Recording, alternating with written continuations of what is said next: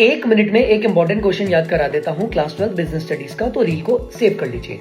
आप लोगों से क्वेश्चन पूछा जाता है what are the features of business environment.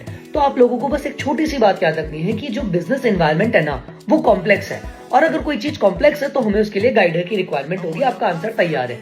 कोई भी आप लोगों से पूछे what are the features of business environment, answer दे देना कॉम्प्लेक्स, गाइडर, complexity in understanding, general and specific force, high degree of uncertainty, interrelated, dynamic, totality of actional force और relativity। ये हो गया आपका आंसर एकदम रेडी। एक मिनट में एक इंपॉर्टेंट क्वेश्चन याद करा देता हूं क्लास 12 बिजनेस स्टडीज का, तो रील को सेव कर लीजिए।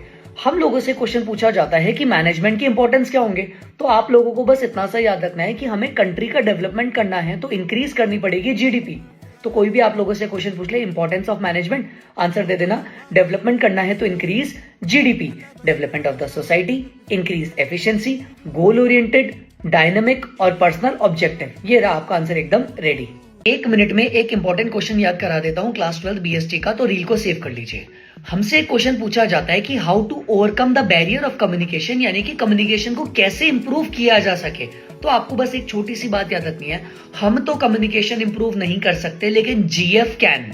हम तो कम्युनिकेशन इंप्रूव नहीं कर सकते लेकिन जीएफ कैन। जी से be a good listener, F से ensure proper feedback, clarify the idea before communicating, be aware of language, tone, content, और लास्ट हो जाएगा communicate according to the need of the receiver. Simple. एक minute में एक important question याद करा देता हूं क्लास 12 बिजनेस स्टडीज का, तो रील को सेव कर लीजिए। आप लोगों से क्वेश्चन पूछा जाता है ये जो बिजनेस एनवायरनमेंट है उसको प्रिडिक्ट करने के फायदे क्या हैं, यानी कि बिजनेस एनवायरनमेंट के एडवांटेजेस क्या होते हैं। तो आप लोगों को बस एक छोटी सी बात याद रखनी है, जो हमारी कंपनी थी आईटीसी, उसने बहुत अच्छे से बिजनेस एनवायरनमेंट को प्रिडिक्ट किया और आज वो टॉप पे है। यानी कि कोई भी क्वेश्चन पूछ लेता है एडवांटेजेस ऑफ बिजनेस एनवायरनमेंट, हमें आंसर देना है ITC, TOP, ITC top, improving performance, sets and early warning science, coping with rapid changing environment, T से tapping useful resource, identifying opportunities and get first move advantage, और last piece हो जाएगा formation of plans and policies. एक minute में एक important question याद करा देता हूं क्लास 12 बिजनेस स्टडीज का, तो रील को सेव कर लीजिए।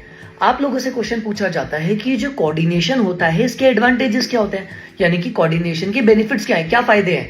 तो आप लोगों को बस एक छोटी सी बात याद रखनी है कि आपका और आपकी गर्लफ्रेंड का ना थोड़ा सा झगड़ा चल रहा था, बातचीत नहीं हो पा रही थी क्योंकि कोऑर्डिनेशन नहीं था, टाइम मैनेजमेंट नहीं हो पा रहा था। तो आपने अपनी जीएफ को स्पेशल फील करवाया तो कोऑर्डिनेशन वापस आ गया। तो कोई भी आप लोगों से पूछ लेता है कि कोऑर्डिनेशन के फायदे क्या हैं, बता देना जीएफ स्पेशलाइजेशन, जीएफ स्पेशलाइजेशन, जी से ग्रोथ इन साइज, एफ से फंक्शनल डिफरेंशिएशन और लास्ट स्पेशलाइजेशन। ये हो गया आपका आंसर एकदम ready.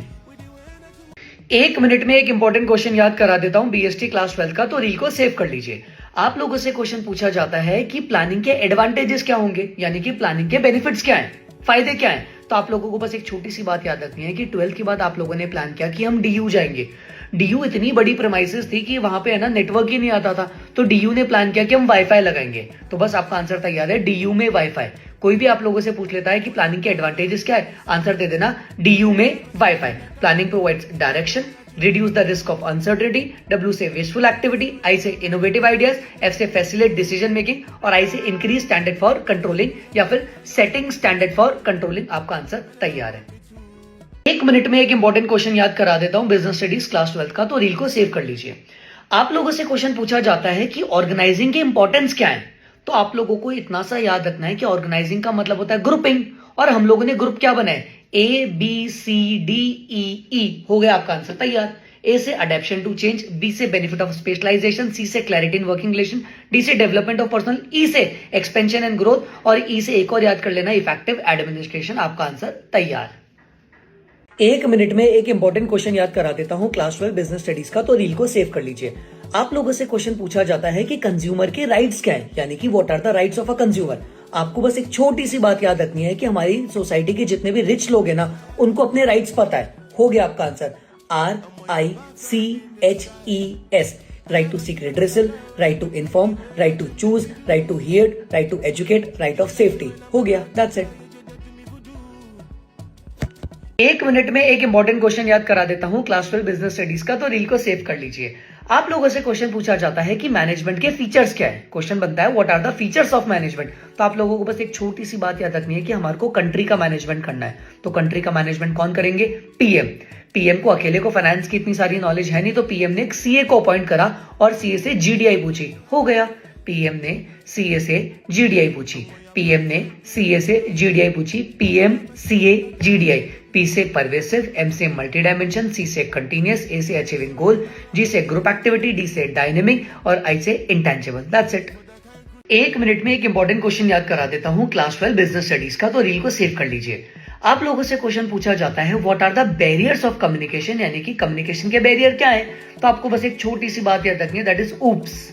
O P P S, that's it. O से ऑर्गेनाइजेशनल बैरियर, पी से पर्सनल बैरियर, पी से साइकोलॉजिकल बैरियर और एस से सिमेंटिक बैरियर। ऐसे ही पूरी की पूरी बिजनेस स्टडीज मैंने कवर कर रखी है अपने क्रैश कोर्स के अंदर। अगर आप लोगों को भी क्रैश कोर्स का लिंक चाहिए, डिटेल्स चाहिए, तो आप लोग मुझे डीएम कर सकते हैं। एक मिनट में ना एक इंपॉर्टेंट क्वेश्चन याद करा देता हूं क्लास 12 बिजनेस स्टडीज का, तो रील को सेव कर लीजिए। आप लोगों से क्वेश्चन पूछा जाता है कि मैनेजमेंट की इंपॉर्टेंस क्या है। तो आपको बस एक छोटी सी बात याद रखनी है कि अगर आपको कंट्री का डेवलपमेंट करना है ना, तो इंक्रीज करनी पड़ेगी जीडीपी। डेवलपमेंट करना है तो increase GDP. Development of the society, increase efficiency.